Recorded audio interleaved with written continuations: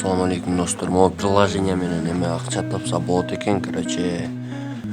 Азыр мен ошо приложениянын ссылкасын эмеге коюп коем, описанияга. Короче, Play Market'ten эле кирип карасаңар, репетиция деп жазсаңар чыгат. Бага киргенден кийин, короче, разбей яйцо дегенди басасыңар, басып Onu bassаңар, меники уже бүтүп калганда күнүнө бир жолдон бир тоокко берип турат, короче. Бияктан болсо маяктан джекпот айлансаңар болот. Күнүнө 2 жолдон 5 саатта, 6 саатта бир.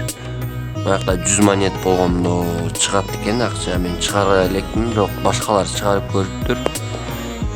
Маяктан болсо маяктан сатасыңар, собирайт, короче, жумурткаларын алып аны сатасыңар да кайра. Мынакей сатканда жанагы жерге могу жака чыга берет да. Анан короче дагы эмне? Мону болсо бат-баттан кылганда, короче, мону баскыласаңар, 2 кол менен баттан баскыласаңар,